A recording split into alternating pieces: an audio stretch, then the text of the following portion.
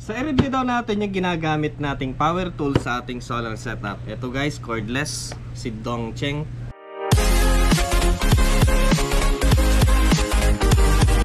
By the way guys, dalawa yan eh. Hindi ko lang nare-review pa yung isa at hindi ko pa kasi maharap. So imbis na i-review ko sana noon, mas maganda siguro ihalo ko na lang. So may nag-request ng parang one-on-one na review. Dadagdag na rin to. So it's a Dongcheng brand. But the big problem is hindi nagbigay si Dongcheng ng link kung saan siya pwedeng bilhin. So malamang ay marami ito sa online shop, Lazada or Shopee. Search nyo lang Dongcheng. Or marami siya sa mga hardware or mga mall. Baka madali siyang hanapin. Unahin natin itong corded kasi dala yung binigay noon. Isang cordless at isang corded. So unahin natin yung corded. Dongcheng product. Ayan. Quick unboxing lang yung kanyang manual, then yung kanyang mga additional na mga accessories. So 220 siya guys, pang kuryente, tapos meron siyang guide. Yan, ginagamit to guys sa mga may limit yung butas para hindi siya didiretso. Then meron siyang handle, meron siyang pantanggal, ito pambukas pala. So dito nakalagay. Tapos nandito yung kanyang additional na accessories. Oops. So ayan siya guys, nilagay ko na yung kanyang handle. Then yung kanyang, ano kayang tawag dito? Dipstick. Ayan. Guide po yan kung sakaling may limit yung butas natin. Okay, so nandito yung kanyang pambukas dito. Tapos meron siyang reverse and forward. Ayan. Ito yung kanyang trigger. Then hammer at drill. Okay, so ito guys ay Dongcheng brand, 220 to 240 volt AC, 50 or 60 Hz. 500 watts, 0 to 41,600 revolution per minute. So pwede siya sa 13 mm diameter na drill bit. Okay, so ayan siya guys, electric impact drill. So try natin. Bago natin buksan yung isa. Bagay, nabuksan ko na rin yan at naipakita na sa iyo. So ito lang, subukan natin muna.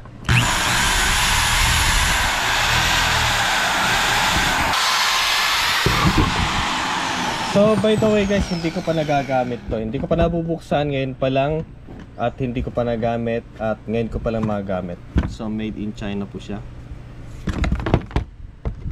Okay, marami na magtataas ang kilay kasi nga made in China.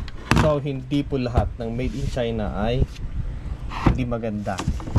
Okay, so ito guys ay Dongcheng na cordless, yung isa ay corded. So hindi na tayo siguro magkakap niyan. And guys, yung kanyang user manual na hindi naman natin binabasa. Diyan ka na lang. So dito ay malamang siguro ay supported siya ng dalawang battery kasi meron isang slot dyan, then slot dito. So yung kanyang battery, yung kasama sa loob ng box, yung kanyang charger, meron siyang kasamang para dito sa kanya, ano, pang holster. Then ito guys, yung isa ay nilagay ko na lang kasi kala ko noon walang kasama. Ito yung kasama niya. Ito hindi Okay, tapos itong drill mismo. So yun guys, ang gusto ko dito, hindi siya yung katulad ng ibang mga brand din lang na natutupi. Ito natutupi lang. Ito ay may hinges talaga, ang dami pa oh. Marami siyang hinges. Yan. Isa, dalawa, tatlo. Di ba? So matibay siya.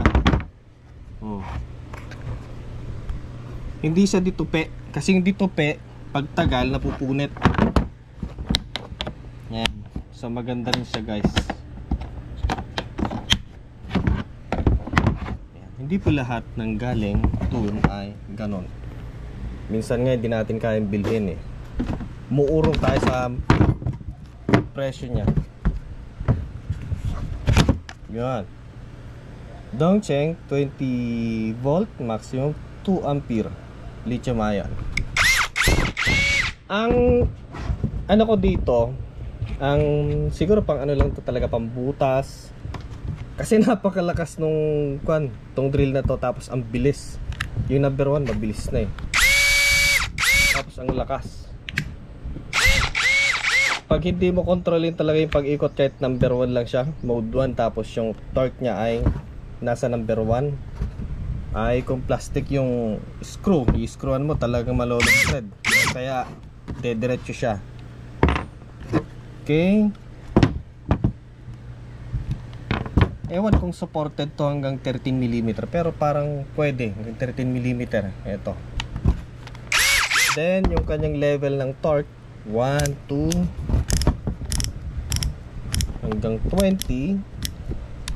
Then ito ay drill na. Supported siya ng pang drill, ibig sabihin hindi siya magre-release. Talapambutas ng bakal. Then hammer. Okay, meron din siya guys. Kompleto din. Mas gusto ko lang kasi yung mga ganitong klase ng mga drill. Kasi nga meron silang level ng torque. Compare sa mga corded, ay nako, talagang pambutas na ano yan. Ayan, meron siyang speed dito, level ng speed. Pero yung torque niya kasi, kung minsan napapadiin, diretso yan. So ito, adjustable yung kanyang torque. Okay, so hindi siya complicated na pihitin. Yung dati kong ginagamit, bukod sa pinipihit mo dito, meron pang ipipihit dito kung ililipat mo sa drill, at yung variable torque at yung hammer. Ngayon kung nagkamali ka, pinihit mo lang yung torque, pero hindi yung pinihit na binalik sa hammer, eh magha-hammer siya. So dito, isahan. Yan, diretso mo yan hanggang sa drill. So hindi magre-release yan, then hammer. Okay, so yung kanyang assembly dito ay made of aluminum. So siguro matibay din. Looks matibay siya guys. Tapos ang bilis. Ang bilis eh. Meron din siyang flashlight oh. Yan yung level 2. Kahit yung level 1 ang bilis. Tapos ang lakas. Brushless. Ang maganda kasi sa brushless, wala ka lang pinoproblemang brush. Ang downside lang kasi, kung sakaling nasira na yung kanyang brushless motor driver dito sa ilalim, ay problema yan. Sabagay may nabibili naman ganon. Yun nga lang kasi yung pag DIY mo pa compare sa brush type. Yung brush type mas madaling ayusin. Yun nga lang kasi problema yung brush na naman. Lakas oh. Hindi ko po kinokontrol, pinipisil ko lang.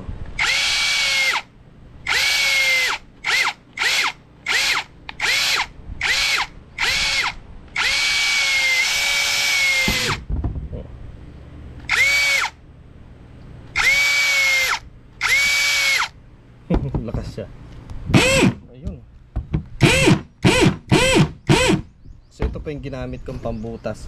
Yung eto hindi ko pa nagagamit yan. Di ba? Fresh na fresh. Straight from the box. Ito yung gamit na to. Try natin sa Fan kasi ako ng mga cordless na mga tools. Okay, so subukan natin i-charge. Yeah. So itong charger niya ay check natin, pwede sa 50 or 60 Hz, 20 volt, 2 ampere. So, subukan natin. Yun o. So pag namatay na yan at pumunta ulit dito, ibig sabihin full charge na siya. Yes. Yung kanyang speed controller pala guys, nandito sa kanyang trigger. So pag gusto natin mabagal, pindutin lang natin ng konti or unti-unti. Yan o. Matagal na itong nasa akin guys, hindi ko lang naharap na i-review. So ito, medyo napapyawan ko nung na ginamit ko. So ano sa tingin nyo? For me, okay naman siya guys. Okay, so maraming salamat sa inyo panonood sa video na to. Next time ulit, kita-kita naman tayo sa susunod na video. Di Juan Dilasag, mag-update ako sa ating solar setup. So ngayon ay bonus round, boring review.